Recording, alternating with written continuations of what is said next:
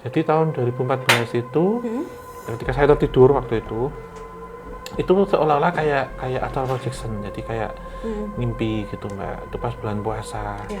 Jadi ruh saya itu keluar. Kemudian saya melihat ada dua orang, dua sosok gede banget ya, mungkin setinggi 3 meter. Oh, gede banget. Itu bercahaya menyilaukan.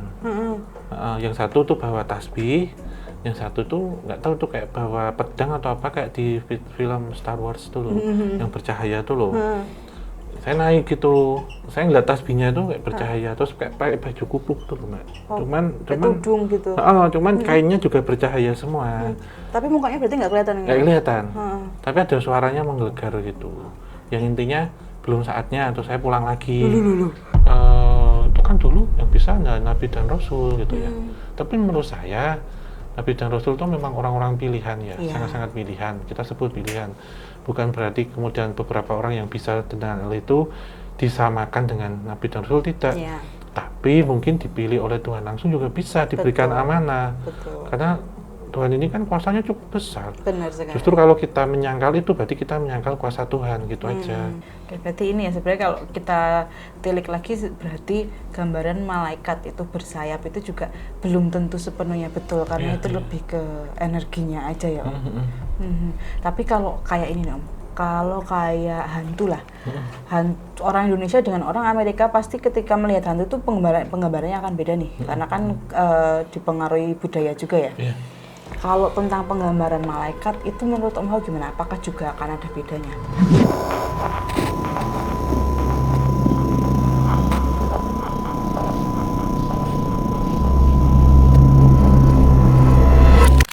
Halo Sobat Javanika semua, kembali lagi di episode terbaru Obrolan Santai. Om Hao, hari ini kita akan ngobrolin tentang malaikat nih Om. Oh iya.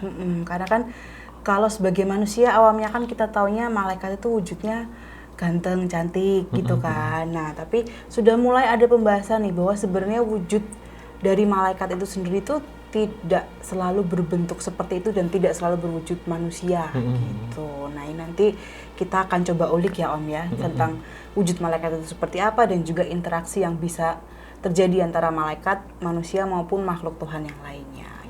Iya, tapi sebelum kita mulai, kita ingatkan lagi untuk teman-teman semuanya, tetap dukung channel Podcast Obrolan Santai dengan subscribe dan nyalakan lonceng. Betul sekali. Nah, ini sebelum kita masuk secara mendalam ya Om ya, aku mau nanya dulu ke Om Hao, kalau secara pandangan agama Islam, deskripsi malaikat itu seperti apa sih? Apakah benar mereka konon katanya terbuat dari cahaya? Iya, memang itu kalau di agama ya, itu diciptakan malaikat tuh dari nur, Mbak. Nur itu cahaya. Jadi cahayanya itu terangnya tuh lebih terang daripada cahaya. Misalnya kita lihat lampu tuh, itu tuh bersinar gitu, bersinar terang gitu. Dan Tuhan atau Allah menciptakan 3 makhluknya, saya tahu ya. Jadi malaikat dari nur, cahaya, kemudian setan atau jin ya, itu dari api, dan manusia dari tanah. Nah, malaikat itu diciptakan patuh, sujud dan tidak kayak unisex gitu loh Mbak, nggak punya kelamin gitu. Terus memang selalu beribadah, selalu sembahyang, karena patuh diciptakannya itu. Yang kita ketahui ada 10 malaikat kan ya, itu ada 10 malaikat. Jadi ada malaikat Jibril, malaikat Mikail, roket Atib yang nyatet ini, Mungkar Nakir yang bertanya. Kemudian ada malaikat Ridwan penjaga neraka, kemudian malaikat Malik penjaga neraka, malaikat Ridwan penjaga surga, ada malaikat yang lain-lainnya gitu ya. Ada 10 lah, saya lupa. Saya juga nggak apa sih. Ya, karena kita bukan ahli agama ya. Betul. 10. Dan ada yang meniupkan sangkakala hari akhir. Kemudian ada yang yang membagikan rizki wahyu itu, rizki yang membawa wahyu itu kan malaikat Jibril. Terus ada juga banyak sih Mbak itu ya. Kalau malaikat pencabut nyawa itu masuk? Iya, masuk ya. Ada juga. Ada malaikat pencabut nyawa ya, itu juga Israel siapa? Aku nggak tahu namanya. Lupa. Ya, soalnya saya benar lupa, banyak pikiran. Ada malaikat pencabut nyawa juga. Hari kiamat, terus yang membagikan itu ada 10. Ini 2. Jadi apa, menjaga kubur 2 ya, terus penyakap amal baik amal buruk 2, neraka surga 2, pembagi wahyu, peniup sangkakala, penjabut nyawa, malaikat Jibril. Malaikat Jibril itu apa? Wahyu, pembawa wahyu. 10 saya totalnya. Ditulis ya ini di bawah. Iya, teman-teman, ditulis ya. Ditulis biar ramai komennya. Iya, benar-benar. Itu setahu saya ada itu, Mbak, ada 10 itu. Kemudian kalau setan tuh kayaknya jin yang membangkang ya. Terus kalau yang jin itu kayak manusia, jadi punya nafsu juga. Kemudian ada seksnya laki-laki perempuan. Dan terakhir adalah manusia yang hampir sama, yang membedakan adalah ruang dimensinya. Ruang dimensi. Oh, berarti akal dan pikiran itu sebenarnya setan dan jin juga punya ya? Iya, terus ada kayak istilahnya malaikat subuh itu juga, Mbak, yang pembagi rizki. Makanya kalau subuh itu biasanya pintu dibuka lebar-lebar, biar nggak tidur. Jadi waktu membagikan rezeki itu masuk malaikatnya, gitu. Terus ada beberapa hewan-hewan yang terus nggak boleh dipelihara di rumah misalkan gitu, yang nanti dikhawatirkan malaikat nggak mau masuk. Terus kemudian nggak boleh ada patung misalkan, lukisan-lukisan yang tentang makhluk hidup itu juga malaikat nanti nggak mau masuk gitu-gitu. Kalau yang kita ketahui gitu sih kalau di Islam gitu. Oke. Tapi untuk yang setan tadi apa bukan malaikat yang membangkang ya? Tapi ada juga yang bilang misalkan kayak Lucifer tuh katanya kan? Azazil dulu malaikat. Makanya itu kalau membaca Al-Quran tuh lebih pandai, bisa benerin harokatnya itu karena sudah hidup ribuan tahun dan dulu malaikat gitu. Jadi yang berpindah gitu. Ada istilah gitu. Ibaratnya nih ya, dulu mantan santri ya, terus ternyata dia melakukan kesalahan, diusirlah dari surga. Karena tahu tentang pemahaman ilmu agamanya bagus itu, terus kemudian dia bisa menjerumuskan ke situ gitu loh, Mbak. Kayak ahli obat, dia tahu tentang racun, akhirnya dia bikin racun. Benar sih. Terus ada juga kalau nggak salah itu di surat Al-Baqarah berapa ya, 103 atau 105 itu, tentang malaikat Harut Marut itu juga ada juga. Itu malaikat apa? Kalau nggak salah loh ini ya, waktu di negara Babilonia itu dia kayak mengajarkan beberapa ilmu keahlian apa yang itu akhirnya dicuri setan atau jin atau apa. Akhirnya buat untuk ini, Mbak, untuk misahin suami istri. Iya. Ilmunya itu dicuri. Saya dulu pernah dengerinnya pengajiannya Ustaz Faisal. Kan kalau untuk hal ini ahli beliau ya gitu. Harut Marut ada malaikat yang lain. Mungkin yang 10 ini yang sering kita kenal. Mungkin ada banyak malaikat lain. Iya. Mungkin 10 itu adalah malaikat utama yang dominan ya di kehidupan manusia. Mungkin kalau di Katolik gimana, Mbak, malaikat? Kalau malaikat yang aku tahu tuh sebenarnya banyak banget ya. Iya. Cuman kan yang memang terkenal atau punya spesifikasi ibaratnya atau spesialisasi itu aku taunya malaikat Gabriel itu yang memang pembawa kabar sukacita sih itu. Iya. Itu terus sama malaikat aku lupa tapi itu pokoknya ada banyak aja gitu teman-teman. Kalau ini disclaimer dulu ya teman-teman, kita membedanya secara kacamata agama maupun metafisika juga, tapi kalau ada salah boleh ditambahkan nanti di kolom komentar ya. Begitu. Nah ini Om, kalau kita ngomongin tadi kan ada berbagai jenis malaikat dan juga setan juga ya, bahkan jin juga, tapi kalau secara bukan tingkatan sih, posisi nih Om, posisi dimensinya, apakah ini aku mengecualikan manusia ya, karena kan manusia dimensinya ada sendiri nih, yang walaupun bisa ditembus sama 3 tadi. Tapi untuk jin, setan, dan malaikat itu, apakah mereka dimensinya sama atau berbeda tapi bisa beririsan dan keluar masuk? Kalau setahu saya malaikat itu dalam gaib, Mbak. Jadi ini kan kita nyata, ada layer gaib ya. Betul. Ada layer di dalam gaib itu ada gaibnya lagi. Bahkan ketika jin mati ya, meninggal itu malaikat Mungkar Nakir itu juga bertanya. Gitu. Ada yang bilang seperti itu. Jadi alam kubur itu ketika malaikat datang itu sebenarnya masuk dalam dimensi gaib, dalam gaib. Jadi ini kita real nyata, kemudian masuk dimensi gaib. di dalam dimensi gaib itu ada gaibnya lagi. Ada gaibnya Yang si lagi. jin ataupun ketika orang sudah meninggal tuh nggak bisa ngelihat itu. Gitu. Katanya ada yang cerita gitu, sehingga kapasitas atau level dari malaikat itu lembut gitu Mbak, karena cahaya ya. Jadi itu turun gitu. Tapi saya punya pengalaman tentang itu, entah benar atau salah. Gimana tuh? Jadi tahun 2014 itu ketika saya tertidur waktu itu seolah-olah kayak astral projection, jadi kayak mimpi gitu Mbak. Itu pas bulan puasa. Jadi ruh saya itu keluar. Kemudian saya melihat ada dua orang, dua sosok gede banget ya, mungkin setinggi 3 meter. Gede banget. Itu bercahaya menyilaukan. Yang satu tuh bawa tasbih, yang satu tuh nggak tahu tuh kayak bawa pedang atau apa, kayak di film Star Wars tuh loh, yang bercahaya tuh loh. Saya naik gitu, saya ngeliat tasbihnya tuh kayak bercahaya, terus kayak pakai baju kupuk tuh loh Mbak. Cuman tudung gitu. Cuman kainnya juga bercahaya semua. Tapi mukanya berarti nggak kelihatan? Nggak kelihatan. Tapi ada suaranya menggelegar gitu. Yang intinya belum saatnya, terus saya pulang lagi. Nah, itu katanya yang lebih tahu dari saya, itu memang batasnya saya jangan sampai situ. Mainnya terlalu jauh. Ibarat kata itu di bawah, Mbak Nova nggak ketemu saya sekarang.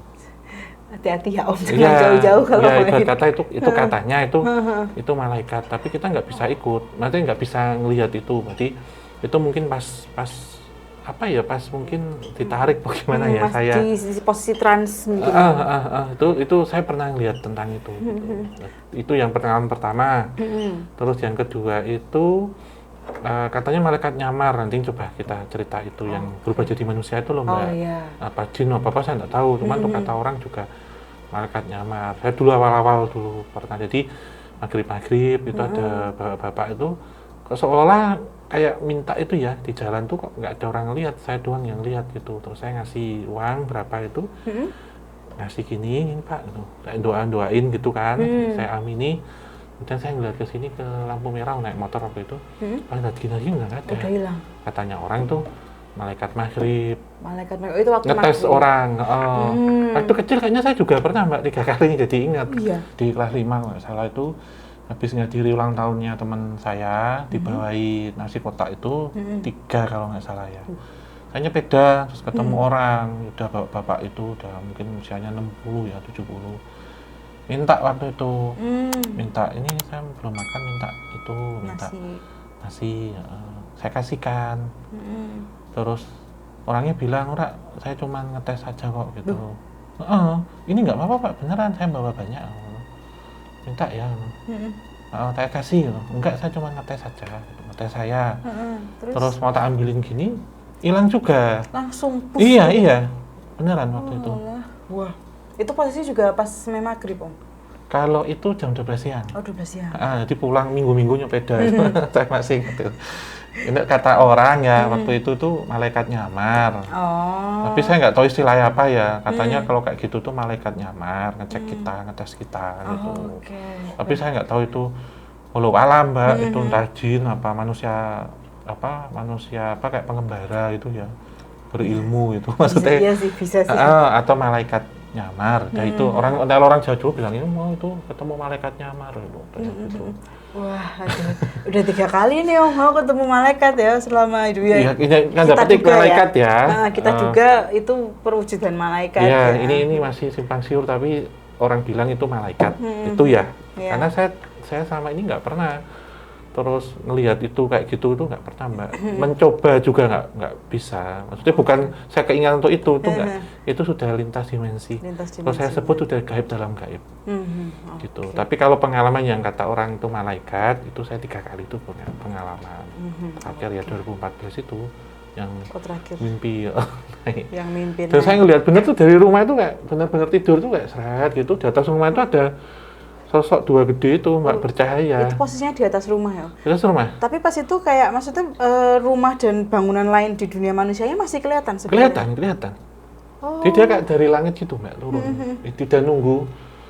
Satu warnanya hitam, yang satu warnanya merah. Hitam sama merah. Bercahaya. Jadi yang dipakai gini tuh kayak gitu. Terus itu silau banget bajunya itu. Tasbihnya, pedangnya.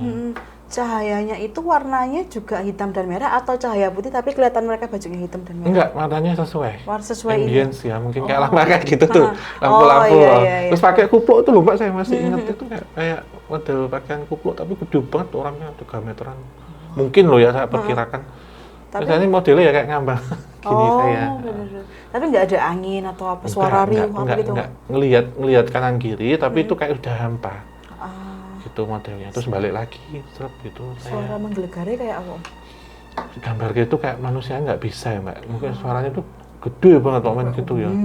Gede tapi nggak bikin berisik ya, gimana ya? Maksudnya kalau sound horror kan kayak gitu ya, dung gitu. Ini nggak, suaranya itu menggelegar tapi seolah-olah kita itu kecil dan takut ya, gitu. Paham.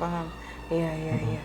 Tapi nih Om, kan tadi posisi itu kan Om Hao masih bisa melihat sekitaran juga ya. Yang aku asumsikan itu kalau secara lapisan entah gaib maupun enggaknya itu sebenarnya juga enggak yang tinggi banget udah sampai menembus angkasa gitu.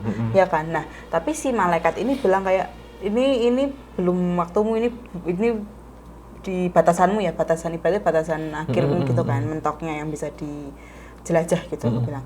Nah, sebenarnya batasannya itu tuh penentunya apa sih? Dan kalau kita ngomongin interaksi malaikat dengan manusia dulu ya, itu bisa sejauh apa sih? Soalnya kan pernah ada tuh yang juga katanya bisa berkomunikasi dengan malaikat nih. Nah, apakah itu memang asal kita punya kepekaan aja atau memang ya perlu ada izin dan akses juga, karena kita ngomongin tadi ada batasnya juga. Batas, ya. Kalau bagi saya sendiri itu sesuatu hal yang tidak bisa saya lampaui Mbak. Saya, dan itu butuh izin ya. Karena perlu diketahui untuk seperti ini itu bukan kemampuan kita, tetapi frekuensi dan izin yang diberikan oleh Tuhan untuk kita langsung. Nggak bisa gitu, misalkan saya misal nge-track tahun 1000 nggak bisa sebenarnya kayak gitu, tapi diizinkan itu kan beda ya Mbak. Ketika kita nggak diizinkan berarti nggak akan bisa ke situ. Untuk saya sendiri. Nah ini mungkin untuk orang yang bisa komunikasi atau itu berarti orang ini diberikan izin untuk mengakses itu. Ya terlepas orang bilang wah itu nggak mungkin halu atau apa. Nah kalau Tuhan memberikan izin nggak ada yang nggak mungkin. Benar sih, benar. Kalau saya sih menyikapi itu. Mungkin di versi saya nggak bisa, tapi di orang lain mungkin bisa. Gitu. Tergantung ini ya, tergantung ya spesialisasi tadi juga dan juga terutama akses yang diberikan. Iya. Karena menurut saya dimensi gaib itu bisa diakses selama itu diizinkan dan untuk keperluan apa dulu. Ya, karena sifatnya di sini kan kalau kita sebut itu memang semua orang nggak bisa dan sangat-sangat subjektif ya. Dan menurut saya bagi orang yang bisa itu berarti dia ada izin atau apa ya, kalau kita dikasih visa untuk itulah gitu Mbak. Tapi nggak akan semua orang bisa. Saya yakin.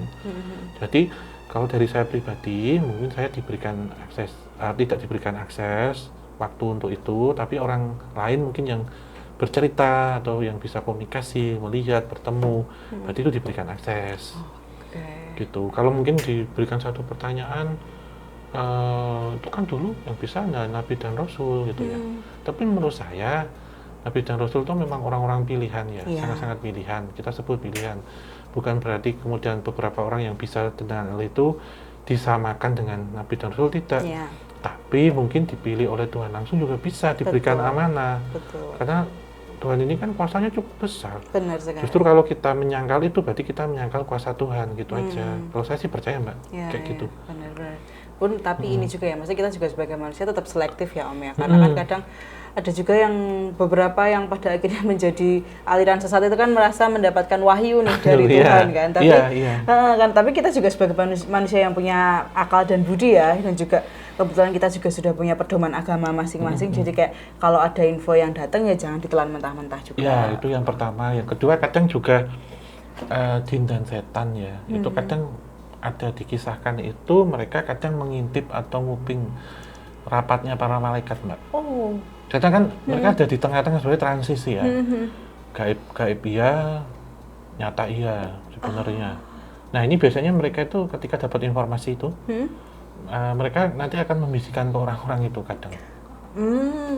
Misalkan di sini praktisi dukun ya, paranormal, karena Kalau saya dulu pernah baca itu ya Mbak, di apa buku Siksa Neraka itu kan ada seorang iblis, seekor iblis disebutnya ya, yang mengintip atau mendengar nguping tentang meetingnya, hasil meeting notulennya mungkin ya dari para malaikat, kemudian dikejar api untuk membakar, karena ketahuan gitu. Ada yang kayak gitu. Memang dijelaskan bahwa mereka ketika mengintip itu nanti bisa menyerupakan, jadi mungkin bisa menyerupakan wujud malaikat gitu, seolah-olah.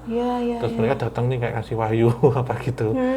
Juga bisa sih Mbak gitu, karena ini banyak sekali kalau kita sebut itu kayak ini spekulasi, tapi nggak apa-apa karena kan sifatnya nggak bisa dijelaskan secara real ya, yang sesuai yang kita ketahui aja gitu.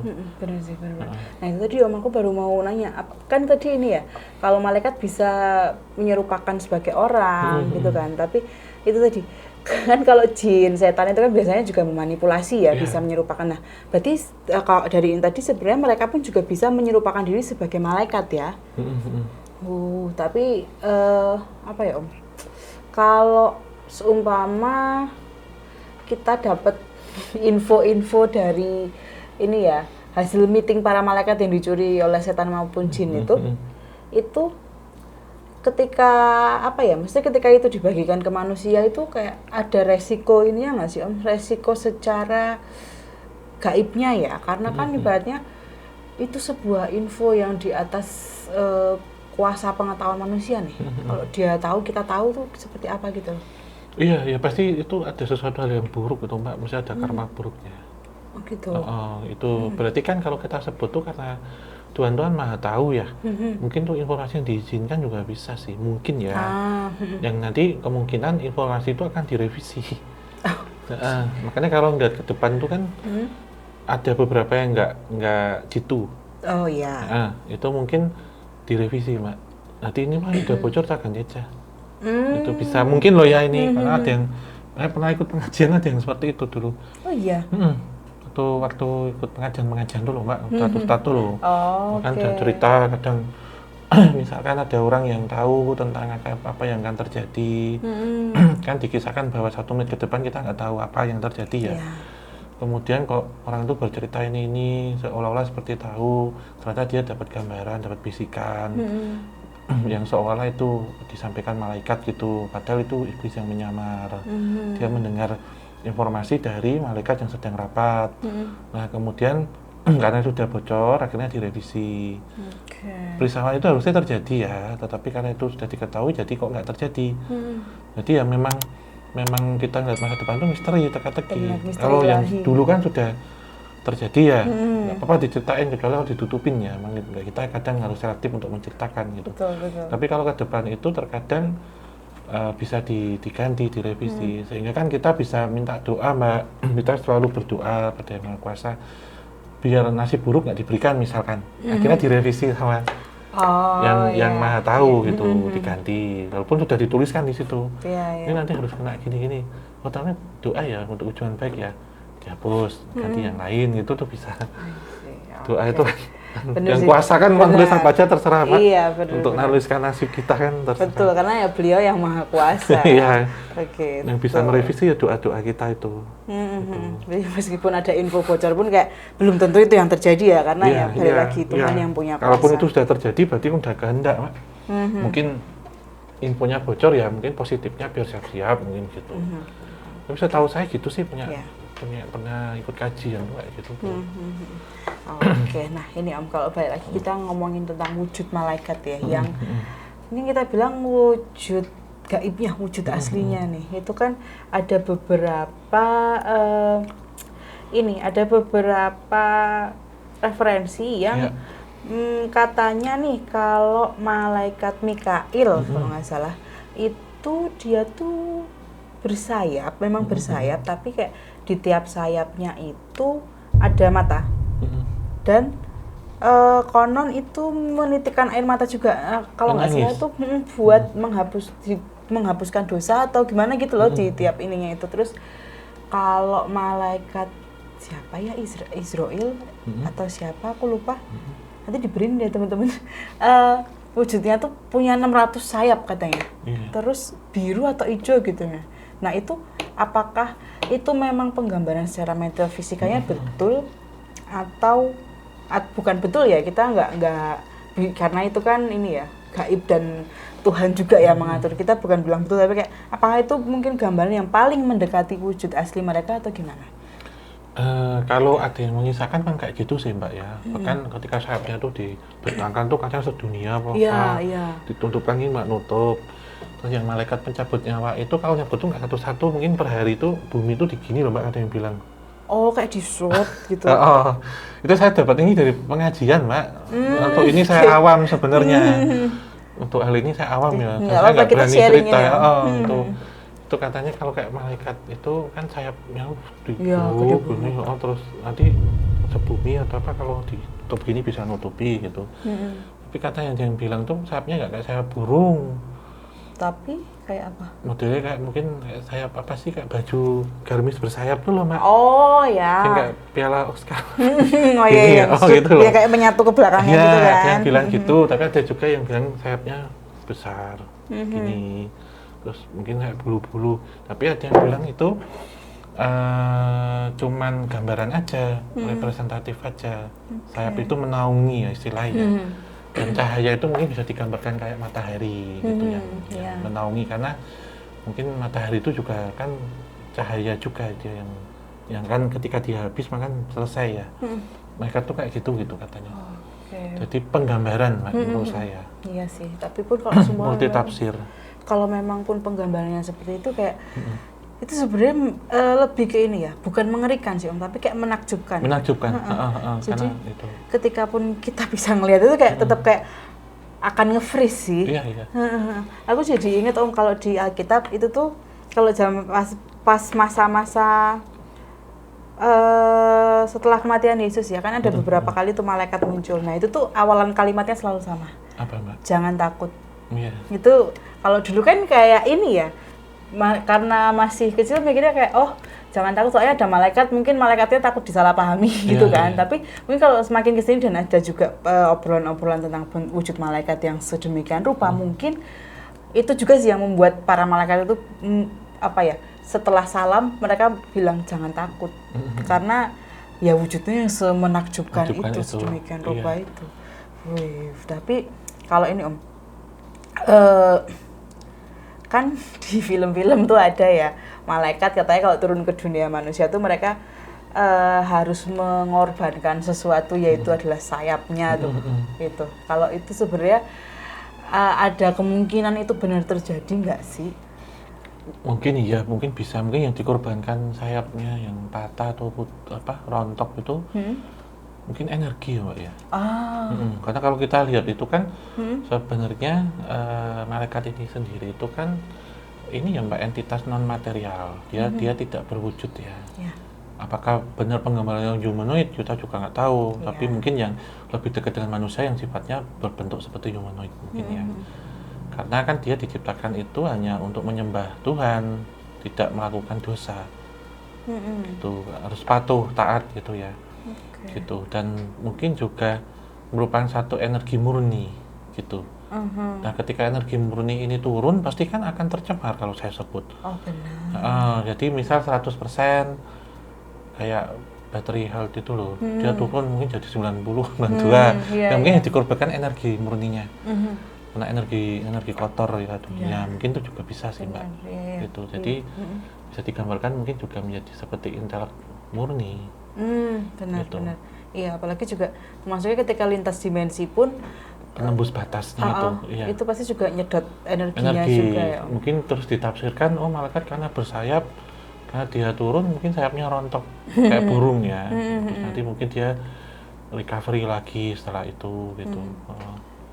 Nah tapi ini aku penasaran deh, kan ini mungkin pengandaian aja, tapi kalau mungkin Om Hope ternyata pernah mendapatkan cerita tentang itu, oke banget sih. Jadi aku penasaran aja, kan kita kenal aja namanya pusaka gitu, atau kadang dari bagian tubuh hewan atau mungkin malah dari sosok entitas apa gitu kan. Nah kalau seumpama sayap malaikat sendiri nih Itu kan entah bentuk nyatanya seperti apa kan, tapi tetap namanya saya pasti ada bagian yang bisa diambil gitu. Pernah nggak sih ada cerita orang punya bulu atau sayap malaikat gitu terus dijadikan apa ya, Jimat dijadikan ya, jimat atau pegangan pusaka? gitu ya. Setahu saya sama ini belum pernah Mbak ada. Oh, mungkin dari bangsa jin ya, kayak mungkin bulu genderuwo, Ya, anu capat wewe, mungkin gitu. Kalau sayap malaikat belum pernah ya Mbak nemuin. kayaknya juga nggak akan tersentuh ya Om ya. Nggak tersentuh, apalagi itu cahaya beda ya. Iya sih. Dia apakah bisa dibentukkan? Tapi mungkin ya kalau namanya disambungkan itu mungkin ada, kayak mungkin air mata malaikat gitu ya. Yaitu mungkin diambil dari satu mata air yang masih murni gitu, diambil untuk penyembuhan, mungkin bisa sih.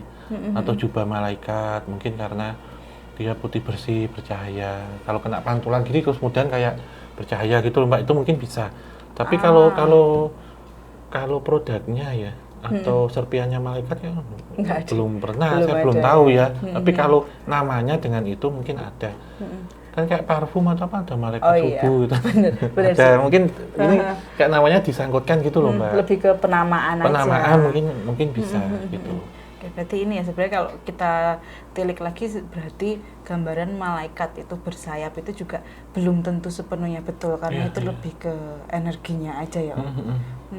Tapi kalau kayak ini nih Om, kalau kayak hantu lah, orang Indonesia dengan orang Amerika pasti ketika melihat hantu itu penggambarannya akan beda nih, karena kan dipengaruhi budaya juga ya. Kalau tentang penggambaran malaikat itu menurut Om Hao gimana? Apakah juga akan ada bedanya? Kalau menurut saya mungkin ada beda ya Mbak dalam pentafsiran setiap negara ya, mungkin ya. Mungkin dengan yang ada di Arab Saudi dengan yang di Jawa atau di mana mungkin berbeda. Tapi menurut saya karena ini satu entitas yang kita sebut adalah apa ya, produk atau intelek murni, dia energi murni bersumber dari apa yang diciptakan ya, cahaya mungkin. Karena kadang orang melihat, dulu pernah ada video yang membahas ada kilatan cahaya dari langit turun ke Ka'bah. Ada yang bilang itu malaikat ke bumi atau malaikat jatuh gitu, yang sudah mengunjungi Ka'bah. Atau ada juga yang melihat cahaya di atas langit. Pernah habis gempa Jogja kalau nggak salah itu ada kayak lubang di angkasa itu ya, muter gini itu. Katanya itu dibilang tuh wajah malaikat, terus malaikat Israel atau nggak salah yang meniupkan itu loh Mbak, sangkakala akhir. Katanya tuh pas jatuh kiamat katanya gitu. Seru banget. Jadi menurut saya tergantung persepsi ya. Tapi tentu sumbernya satu. Oh iya, saya ingat waktu habis gempa itu kan 2006 itu 2007 kalau nggak salah 2009 itu cahaya gini tuh loh Mbak, kan bolong ya. Iya. Seret gini kayak kalau kita nonton bioskop tuh loh, pas sore-sore. Itu katanya besok dari gempa itu mau kiamat gitu, orang-orang heboh waktu itu. Katanya malaikat sedang niup trompetnya. Jadi tetap kita bersumber bahwa wujud malaikat itu disimbolkan cahaya. Benar. Iya waktu itu heboh Mbak, jadi ada garis gitu di atas. Terus waktu itu orang pada bilang kayak BMKG, nggak ada hubungannya misal di langit sama ada cahaya di atas kemudian terjadi gempa besar tuh nggak ada hubungannya. Iya sih. Tapi orang ngomongnya itu malaikat ngintip gitu Mbak, jadi dia buka langit terus terus ditiupkan di situ tuh jadi kiamat gitu. Gitu pernah ada istilah kayak gitu. Tapi walaupun sebenarnya secara fisikanya tidak ada hubungannya. Nggak ada. Cuman sesuatu yang bercahaya terang, dia jatuh atau turun dari langit itu disangka itu malaikat. Iya, benar sih. Di negara manapun itu sama. Iya sih. Gimana pun nanti perwujudannya, tapi tetap satu unsur yang sama itu adalah bercahaya. Bercahaya itu, terang. Benar. Nah, terus ini nih Om, kalau kita mau ngomongin interaksi secara tidak langsung antara manusia dengan malaikat ya. Kalau kayak jin, setan itu kan mereka bisa memberikan bisikan untuk melakukan hal buruk nih. Nah, apakah kalau dari malaikat sendiri cara kerjanya juga seperti itu? Iya, kalau ini katanya juga ya Mbak ya. Kalau yang mencatat amal itu memang gini, di kiri itu dibisikin setan ya kan, bisikin malaikat katanya gitu. Cuman ada yang bilang juga rokep atib itu yang amal baik kan apa itu rokep itu di kanan di pundak, terus di kiri itu atib yang buruk. dulu waktu kita SD kan, kalau guru agama nyeritain itu tuh kita pengen ngecek tuh, Mbak, di sini tuh ada ruangan nggak katanya. Katanya di sini tuh mereka bersembunyi atau apa, nyatetnya itu di kanan kiri katanya gitu. Tapi menurut saya kalau yang membisikkan baik buruk itu akan kalah dari hari ya, Mbak. Itu nafsu itu ya, ada darah, ada tali pusar, itu Zulfakat lima pancar itu sebenarnya yang membisikkan.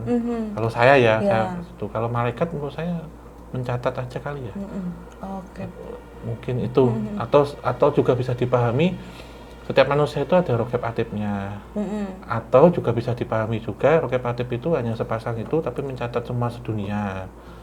Oh, berarti nggak tiap orang ya, tapi ada 2 malaikat ini aja yang mencatat semua nih. Mungkin informasinya masuk ke dia semua, ke beliaunya gitu, tapi ada juga yang bersembunyi di sini, kalau dulu kan guru agama yang di dalam ini. Jadi setiap orang ada rokib atib gitu. Oke. Jadi kesalahan maupun kebaikannya nggak akan terlewat juga ya. Terus sebenarnya malaikat pencabut nyawa itu katanya ada benang gitu, Mbak. Jadi kayak tinggal narik benangnya surut gitu tok gitu loh. Oh, penggambarannya itu benang gitu ya. Dan bilang gitu juga itu nyawa orang. Ada juga yang bumi seret gitu. Ada tiap hari dia tugasnya gitu nyabut. Berarti bukan yang bawa sambit gede itu ya. itu di film ya kayaknya. Di film. Itu bisa malaikat menjaga neraka juga. Itu Om, aku tadi mau nanya nih. Kalau malaikat penjaga surga oke lah ya, maksudnya memang malaikat kan ya aku taunya asalnya dari surga nih. Lah kalau malaikat penjaga neraka sendiri kan sebenarnya punya iblis dan setan-setannya sendiri. Di dalamnya. Nah ini kenapa ada malaikat penjaga neraka ini, apakah supaya iblis dan setan-setannya tidak bocor atau gimana? Iya, sepertinya seperti itu ya, Mbak ya. Karena digambarkan kalau malaikat Ridwan itu kan kayak kita mau masuk pesawat, datang, nanti dicek tiketnya masuk gitu. Tapi kalau malaikat Malik itu seram katanya wujudnya, terus langsung ditendang atau dorong gitu loh, Mbak. Oh, kalau memang orangnya pantas masuk neraka langsung keluar mungkin gitu. Kayak sipil penjara yang serem gitu. Jadi memang menjaga itu, menjaga pintu. Jadi biar yang dalam nggak keluar, terus dia kayak mungkin boarding yang ngecekin. Ini masuk gitu. Oke. Wah, aku jadi deg-degan. Semoga kita dijauhkan dari pintu neraka ya, teman-teman. Amin. Depannya ada malaikat yang serem katanya gitu. Iya. Wah, tapi kalau malaikat yang menakjubkan aja kita bisa tetap takut ya, Om. Apalagi kalau malaikat yang serem tuh kayak bentuknya apakah juga menyerupai iblis itu sendiri atau gimana ya? Iya, itu nggak bisa digambarin sih, Mbak. Kayak yang ini Mungkar Nakir yang tanya 3 pertanyaan itu kan. Itu katanya kalau nggak bisa jawab juga langsung digodo itu loh, dipecahin, misalnya balik lagi, tanya lagi, pukul lagi gitu. Oke. Nah, tapi kan kalau yang kita obrolin tadi kan adalah malaikat-malaikat yang ini ya, punya spesialisasi tadi sendiri-sendiri. Tapi aku juga pernah dengar nih kayak katanya manusia itu masing-masing punya malaikat pelindung nih. Iya, pernah dengar ya. Apakah itu memang ada malaikat pelindung yang tersendiri atau yang mungkin biasa kita tafsirkan adalah sebagai ini ya, ya kodam atau mungkin dari roh leluhur yang masih menjaga itu? Iya, kayak malaikat penjaga, guardian angel itu kan. Itu menurut saya juga bisa kodam sih, Pak, atau korin juga bisa. Jadi itu disebut kayak tadi saya sebut malaikat nyamar, malaikat subuh. Ini mungkin malaikat penjaga, penunggu. Misalkan orang kehilangan apa terus itu bareng di sana dibisikin malaikat yang mungkin yang nunggu, yang jaga. Menurut saya itu lebih dekatnya saudara hari-hari mungkin. Jadi disebut kayak malaikat penjaga. Karena simbol malaikat itu kan sesuatu yang baik sebenarnya, kebaikan, bercahaya. Jadi segala sesuatu yang baik itu kan malaikat. Kayak ini misal lagi punya anak, malaikat kecilku kan gitu kan. Benar. Ya tahu Mbak. Terus misalkan ibu malaikat tak bersayap gitu. Benar. Karena malaikat itu menurut saya satu kata yang dia asosiasikan ya sebagai sesuatu yang baik dan menjaga. Benar. Gitu. Jadi kayak lagi ngendong anak malaikat kecilku. Terus sama dari ibu malaikat yang tak bersayap. Misal gitu itu loh, Mbak, contohnya benar, gitu. Benar. Iya sih. Nanti kalau anaknya udah gedean dikit jadi ya anak setan gitu kan. Gitu. Terus ada juga yang kalau yang kayak di makam, biasanya makam-makam Kristen atau Katolik, biasanya saya sering ketemu di malaikat apa ini di makam-makam Belanda, terutama yang makam Kristen, misalnya di atas itu ada ornamen malaikat yang nangis seduh gini, ada malaikat yang patah sayapnya, itu simbol kesedihan katanya gitu ya. Terus ada anak-anak kecil bersayap, yang sering tuh, sering lihat. Biasanya itu pengiring orang yang meninggal mau naik ke surga, biasanya. Paling sering sih Mbak, bayi bersayap itu, malaikat kecil itu. Itu tapi ini nggak Om Hao pernah melihat entitas semacam itu nggak? Pernah ngelihat waktu di kuburan Belanda. Oh, memang beneran ada. Tapi itu karena memang wujud aslinya mereka itu seperti itu, atau karena ya itu energi yang menyerupakan mungkin karena ada patung-patungnya tadi? Dua-duanya bisa. Energi juga bisa. Itu ada yang sayapnya patah terus nangis gitu. Sebenarnya di atas nisan-nisan biasanya banyak sih kayak gitu. Iya. Malaikat biasanya kalau disimbolkan sayapnya patah itu sedih, sambil nangis gitu. Terus kalau yang ada malaikat kecil biasanya yang akan mengiringi ketika naik ke surga gitu. Jadi nanti ada biasanya kan ada patung Yesus, Bunda Maria, kemudian dikelilingi malaikat-malaikat kecil. Kalau di nisan ya Mbak yang saya amati gitu. Benar. Nah ini Om kan pernah ke Belanda ya Om? Iya. Nah itu apakah mungkin karena kan kalau di Indonesia mungkin ya itu tadi malaikat pelindungnya yang akan lebih kita kenal adalah antara Kodam dan Korin itu, atau roh leluhur. Nah kalau di luar negeri kan beda nih, apalagi di Belanda dengan culture-nya juga. Barat ya. Terus ada kan di sana juga ada gotik-gotik gitu kan ya, maksudnya malaikat-malaikat pun itu juga era di situ ya kalau nggak salah. Nah itu pas di sana nih Om, apakah kalau melihat dari orang-orang pas ketika lihat orang-orang sana lewat gitu, mungkin Om Hao pernah melihat entitas apa yang mungkin itu sebagai malaikat pelindungnya di belakang dan bentuknya seperti apa? Ya, ada beberapa yang hampir sama sih Mbak. Sebenarnya ketika semua orang itu kan terlahir nggak brojol atau netes dari telur ya. Kan mereka punya ari-ari, menurut saya semuanya ada sama. Gitu, ada yang jaga, tapi mungkin kepercayaan dan culture yang berbeda. Dan menurut saya setiap makam hiasan malaikat itu cukup ramai, ornamen-ornamen. Bahkan di rumah-rumah ada wujud malaikat bersayap kecil yang dia meniupkan trompet di kanan kiri bangunan, katanya itu sebagai pelindung. Dia bilang seperti itu, ornamen-ornamen suci. Terutama gereja-gereja di sana masih ada beberapa, termasuk ibu malaikat mungkin ya. Jadi seseorang ada lingkaran, kemudian ada sayap, kemudian menggendong bayi yang bersayap. Itu ada juga, dan entitasnya memang seperti itu. Dan karena itu di tempat yang suci, sakral, dan tempat spiritual rohani, itu bercahaya sih Mbak patung itu secara tak kasat mata. Mungkin itu dapat berkah dari para malaikat, mungkin juga bisa. Saya justru malah ingat ini tadi. Wah, keren banget. Kayak patung neon tuh loh. Berarti secara nggak kasat mata sebenarnya itu kayak bercahaya, ada auranya gitu ya. Ih, keren. Tapi nggak ada yang ini ya Om, maksudnya yang dari orang-orang ini Om, ada yang aneh atau serem bentuknya apa gitu nggak? Ada Mbak, tetap ada juga. Ada beberapa yang mereka mungkin ikut sekte juga ada juga.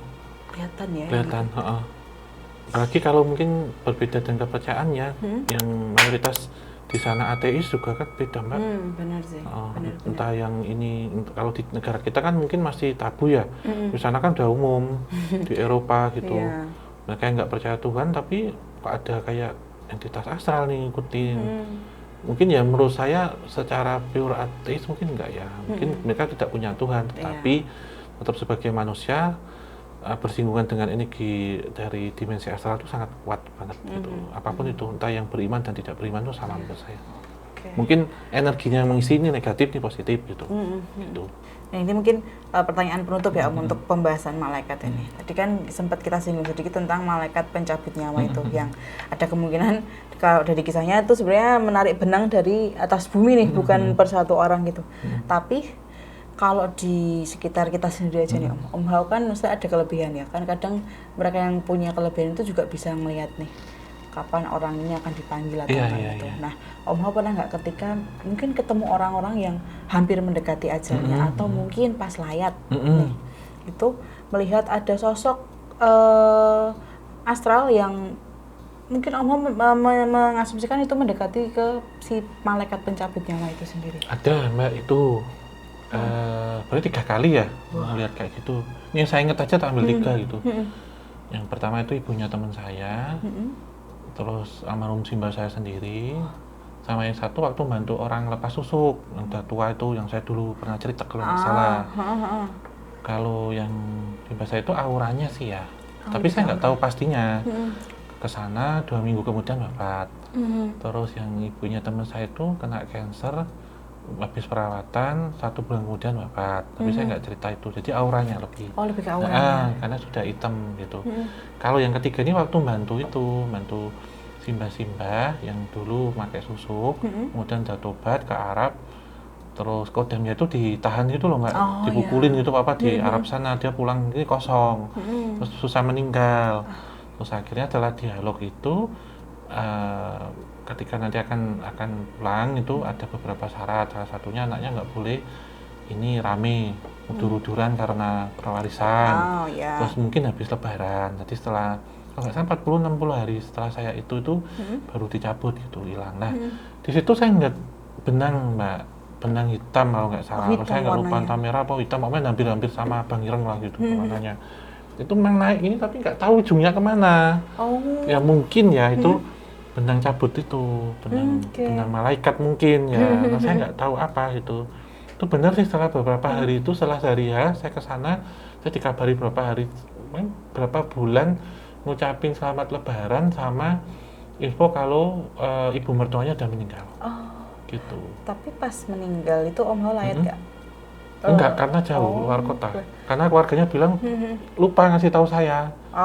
Terus minta tolong setelah tercapai lupa gitu ya Mbak.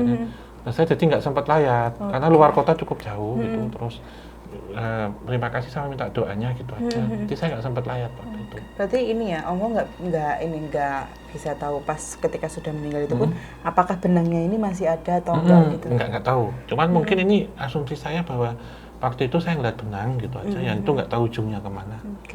Tapi kalau dari yang kasus pertama dan kedua nih Om, yang tadi ibunya temannya Om Ho ya, sama simbahnya Om Ho juga ya, itu dari auranya hitam. Hitam. Cuman ada kelihatan benangnya juga nggak? Enggak, waktu itu saya nggak lihat. Tapi kalau yang ketiga itu, yang simbah-simbah itu saya ngeliat, yang cewek itu. Tapi berarti untuk wujud si malaikatnya ini sebenarnya tidak tampak, cuman memang dari auranya. Auranya itu dinginnya beda Mbak.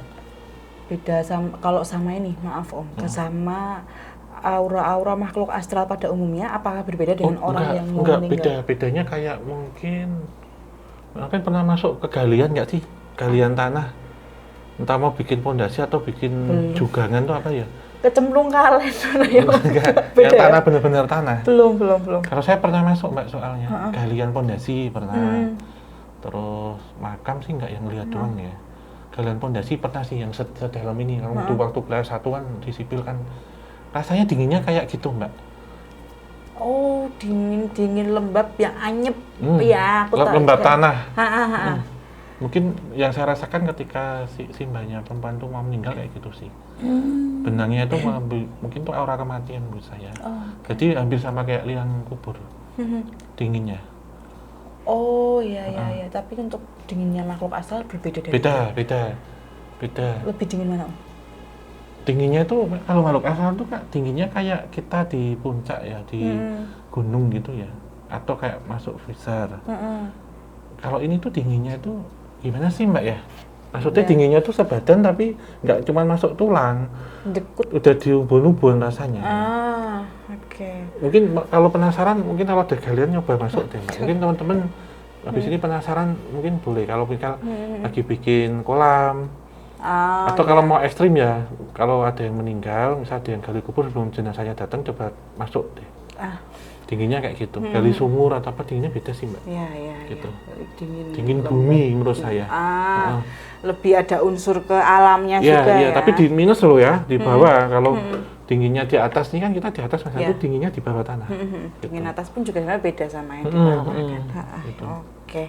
Nah, ini kita sudah dulu ya Om obrolan hari ini tentang malaikat. Terima kasih juga untuk Sobat Javanika yang sudah menyaksikan dari awal hingga akhir. Dan untuk teman-teman yang ingin mendapatkan merchandise berupa kaos ya, yang ada di kami, nanti dapat ngikuti atau dapat nge-follow, nge-kepoin nih merchandise-nya itu di KTJ Merch ya. Betul. Ada juga di KTJ juga, tim KTJ ada juga di Podcast Opsan dan di akun Instagram kita semua. Nanti bisa beli di toko oranye dan juga toko hijau. Betul. Ada linknya ya. Dan untuk desain-desainnya apa, produk-produknya apa, nanti juga bisa lihat di KTJ Merchandise. Betul sekali. Gitu. Dan kita akhiri, terima kasih. Kita ingatkan lagi untuk dukung channel podcast Opsan dengan cara like, subscribe, dan nyalakan lonceng, serta share sebanyak mungkin, dan tinggalkan kritik, masukan, saran hanya di kolom komentar. Kita tutup akhir kata, wabillahi taufiq wal hidayah. Wassalamualaikum warahmatullahi wabarakatuh. Mugi tansah pinaringan rahayu sakum dumadi.